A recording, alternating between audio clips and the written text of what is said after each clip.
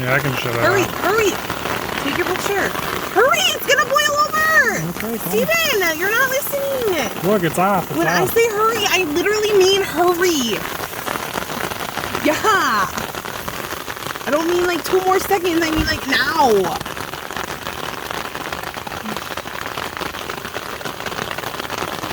It's a little frantic right now. Hey, Laura. What? Hi. We made it to Glacier. Yeah. And we are now cooking Sitting in the rain, cooking our food because we're hungry. under an umbrella, cooking some Drenched. Velveeta and some chicken. How's it going? I'm soaked. I'm gonna need to borrow some clothes. 'Cause I couldn't get my clothes in the tent. It's gonna stop here. It's not gonna rain all night.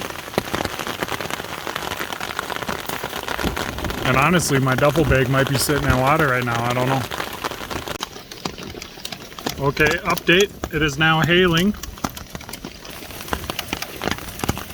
It's not very big hail, but it's hail and it's coming down. Ouch. What are your first impressions of Glacier?